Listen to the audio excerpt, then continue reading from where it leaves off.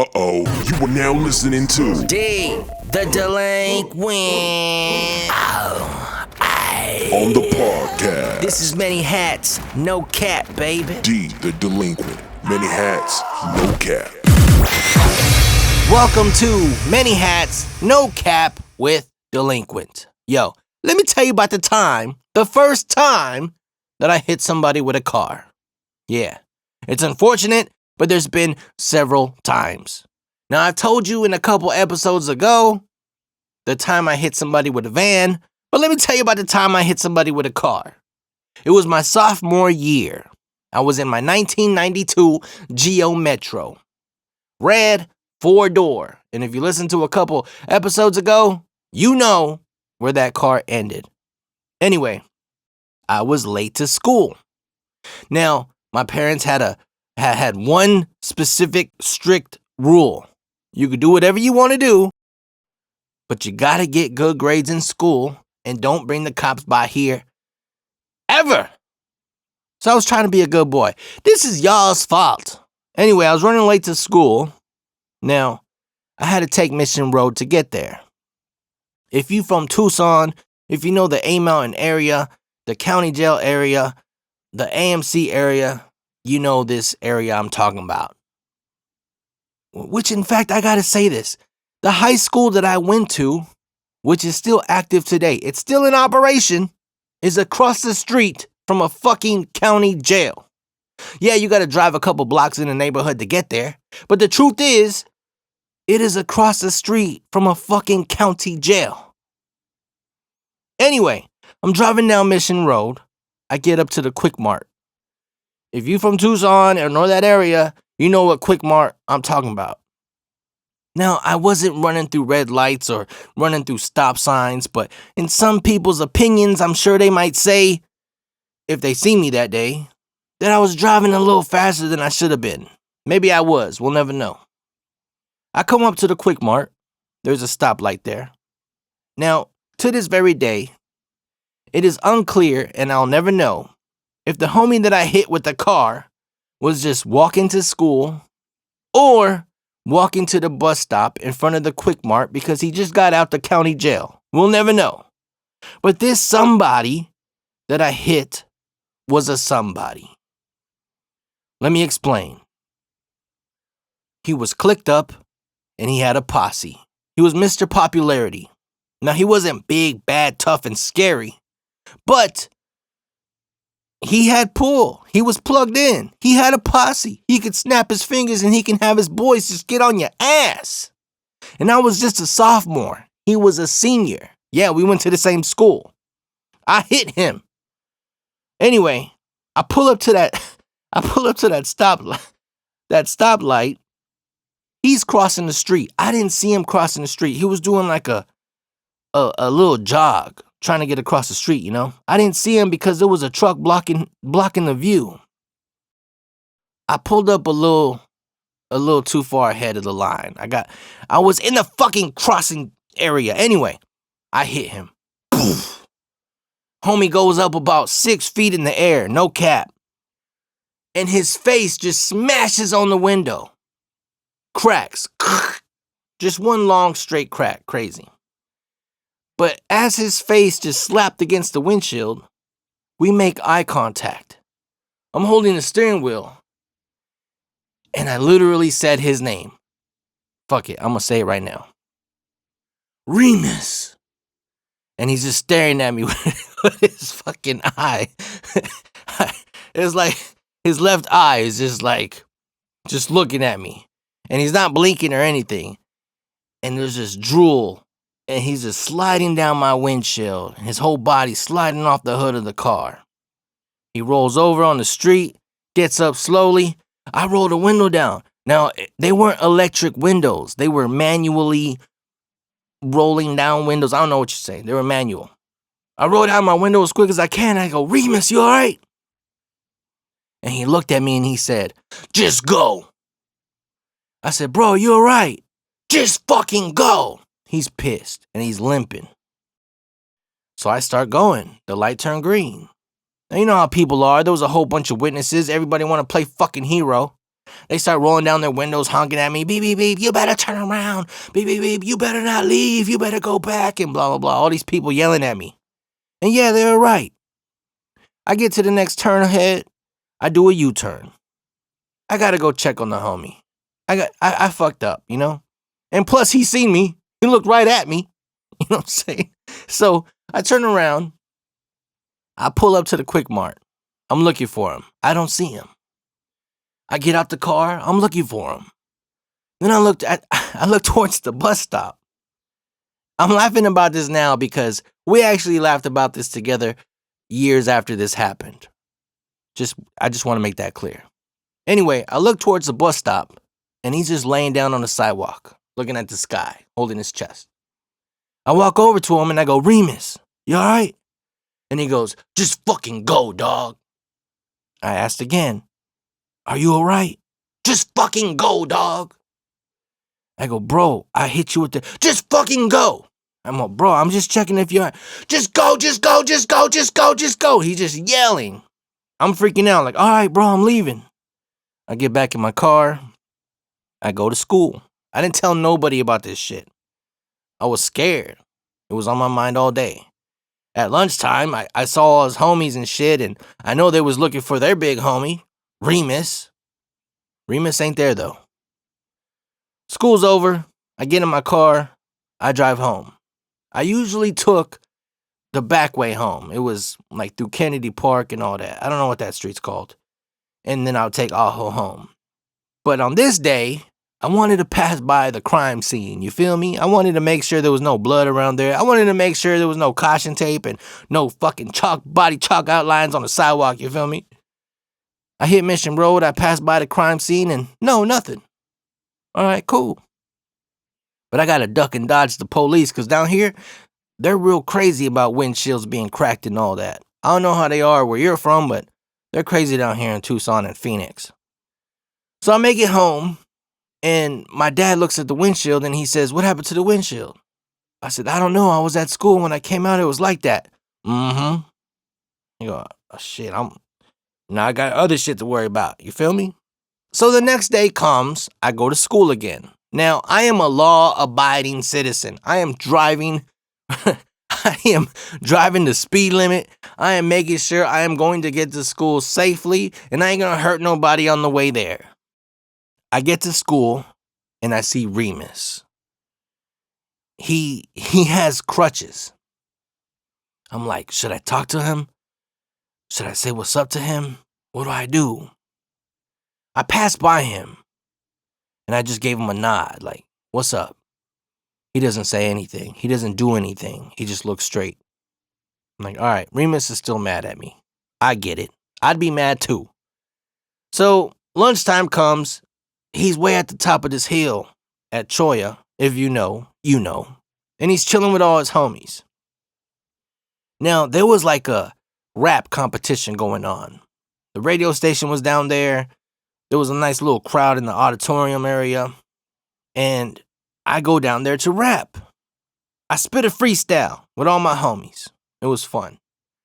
And then the DJ then tells me, all right, man, anybody want to give a shout out too? He hands me the microphone.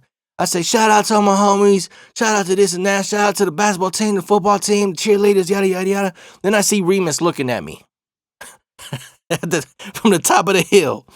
And I say, and shout out to Remus and all the homies. And Remus put his crutch up, like salute. And then all his homies started whistling, you know. And I felt better, like, all right, cool. He said, what's up back? We're good. The end of that school day, I'm walking to my car. Now, I had basketball practice, so I had to go to my car to get my bag full of basketball clothes and shoes and all that, and then come back to the gym. So when I'm walking to my car, Remus is leaning against my car with his crutches. He's just chilling. I'm like, oh shit. I walk up to the car. I go, what's up, Remus? And he goes, hey. I go, what up? Can you give me a ride? I said, bro, I will give you a ride. I get in the car, and he says, "You play on the basketball team, don't you?" I said, "Yeah." And he goes, "Don't you got practice right now?" I go, "Yeah, but it's all good, bro. I'll give you a ride." "Are you sure?" I go, "I'm sure, bro. I owe you." He sits in the car. We start driving to his neighborhood. Now, it was way further than I thought. It was on the reservation. I take him there. He gets out the car. And then he tells me, "You want to come inside real quick?" I go, "Why?" And he says, "My mom made some food." I said, "Yeah, bro. Cool." I get down from the car, go inside, and she made tacos. Those are some good ass tacos. And I got to meet him and his peoples, and it was all good. And we never talked about, how we officially met. I wasn't a part of his circle. He wasn't a part of my circle. His homies were just in their own thing, doing their own thing. They were just beefing with other hoods and all that. But my homies, they just weren't beefing with them at all. But it was just like we were just in two different worlds. So after that, we was just cool. We was cool. But we never talked about this, this incident. So after high school, I graduated in 03. He graduated that year that I hit him. My sophomore year, he was a senior. So he graduated that year. In fact, I'm sorry, I don't even know if he graduated. But when I got out of high school, I was working at this Chinese restaurant called Bamboo Terrace. I was a busboy. It was a part-time gig. I would only go there when I needed money and stuff. Quick, some quick dollars and shit. I'd be stealing those fucking waiters' tips, by the way. Anyway, fuck them. And fuck the owner's son, too. So, I'm there working, and Remus is there with his girl. And then he says, "Yo, what up, homie?" Like, he gives me the biggest, just homie salute. "What up, homie? Come sit down with me real quick." I go, "All right." I sit down with him. And he's like, "Yo, tell my lady how me and you met." And I go, "For real?" And he goes, "Yeah, because we never talked about this again." I start telling her. And he starts putting his icing on the cake, and we're just telling her the story, and she's laughing. She's just laughing.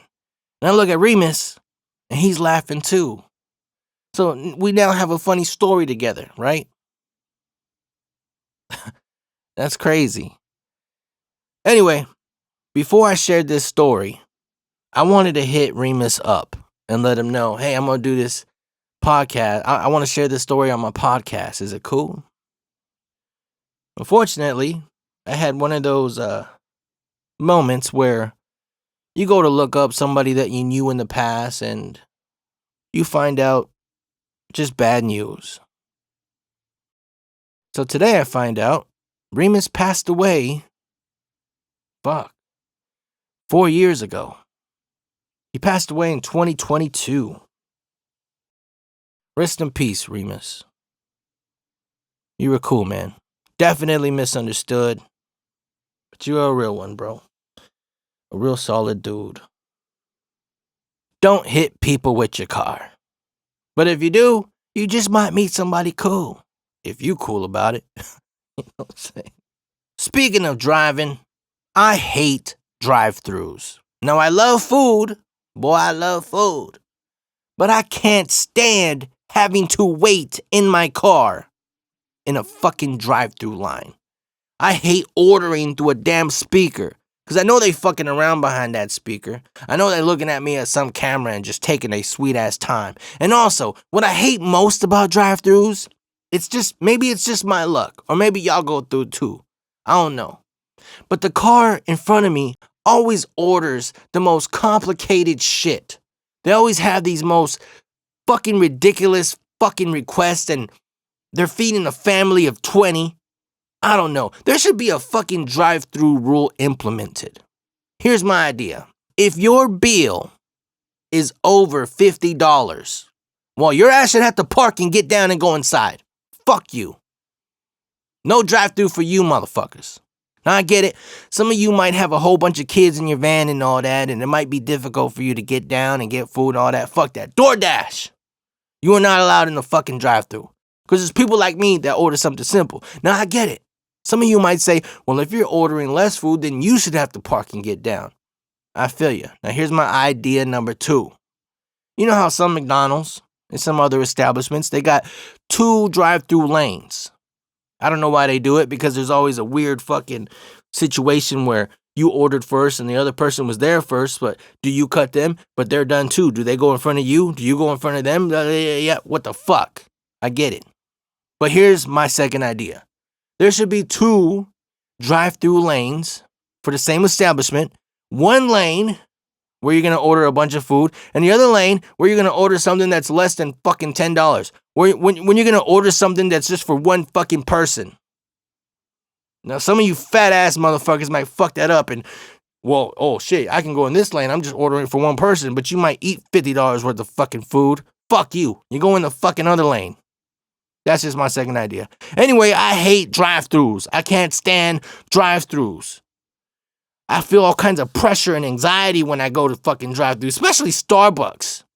When my lady asks me, can you order me a blah, blah, blah, blah, blah, blah, blah, blah, blah? What the fuck? I can't do that shit. It's crazy. I can't stand it. And am I supposed to say large or venti or whatever the fuck? Fuck all that. Fuck all that. But on the last note, I bought a motorcycle. I finally pulled the trigger and I got a motorcycle. I got a screaming deal on it thanks to the owners of the company that I work for. I got a Ducati, baby. I got a Duck. And I'm happy. I love it. I don't gotta fucking sit around behind these slow-ass motherfuckers that be driving. You know another thing about driving that I fucking hate? This happens in Tucson especially. I don't know if this happens in your city. If it does, you feel my pain. When it sprinkles, when it rains just a little bit, motherfuckers act like they forgot how to drive. All of a sudden they want to drive 20 below the speed limit. They all want to drive fucking stupid. They all forget how to use their fucking blinkers. And they all want to cut each other. And they're all in panic mode. Fuck them all. I hate these motherfuckers, man. So now I got a motorcycle. I can get to where I need to get to quicker. But it's still unsafe. Because you got these dumb motherfuckers that just don't know how to drive. What the fuck, man? Look out for motorcycles. Look out for cars. Look out for fucking planes. Look out for fucking people. I don't know. But I do know this.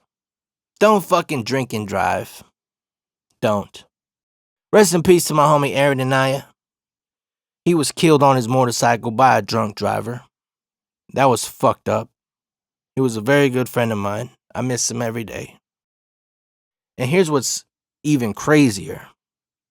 The day of his funeral, when we were driving to bury him, the police were short-staffed, I guess. You know how the police and motorcycles, they help get you to the cemetery after church and all that. They had some volunteers help them. They gave him some vests and all that because Aaron was killed on a motorcycle. So there was a whole bunch of people there that showed up on their bikes. There was a guy and his mom. They were on a Harley. They were helping the traffic control. There was a part where they sped up to get ahead of the line. And while they were speeding up to get ahead of the line, an older woman, she wasn't drunk, she wasn't drinking or driving or anything like that, but she was older and she just wasn't a very good driver, I guess. She ends up cutting them off. The homie and his mother smashed into them. She ended up losing her arm or her leg, and she ended up passing away. And this is crazy because we're literally burying somebody. We're literally on our way to bury somebody that was killed in a motorcycle accident. And now this shit happened. And what made it even worse was they were ahead of the pack, right? They got ahead of us all because their intentions were to get to the next light so they can pull over and stop traffic so we can get through. They were so far ahead when that happened, when they got hit, a fucking train started passing by. So we can see them in between the shipping containers on this train. The dude trying to get up and check on his mom. His bike was wrecked. The old lady got out. But we couldn't help them because there was a train blocking us. Then when the ambulance came, they came on the wrong side of the street too, and the train was blocking them from providing aid. I don't know if that time is what caused the death, but man, we all know that every second is fucking crucial in any kind of accident. Not trip out because when that train was done going by, we finally get to pull up and check on them. His mother was gone, and he was stumbling everywhere. Everybody made him sit down. They're giving him water. And I remember him asking, "How's my mom? How's my mom? Where's my mom? Where's my mom?" Frantically. And I remember one of the EMT dudes telling him, "She's okay. We just need to make sure you're okay now, okay?" He lied to him. I guess he had to. But when he lied to him, he started to chill out. And they put him on a little, that hospital bed that put him in the fucking ambulance and they took him to the hospital. He ended up recovering, but not quite recovering. I mean, you just lost your mom on a bike you were driving. Well, trying to bury another homie who was killed on a bike too. Like, fuck, man. It was just a crazy ass day. Anyway, yeah, I know the story I shared might have been fucking crazy and wild or funny about Remus, but I don't know. I'm older now. I just drive more careful. Ain't nothing cool about speeding and all that shit. I love motorcycles. I love dirt bikes, ATVs, UTVs, street car, fucking fast cars. I love all that shit. But there's a time and place for all that shit. Don't be a fucking knucklehead and fuck somebody else's life up just because you want to have a little fun. Point blank, period, baby. D, the delinquent. Many hats, no cap.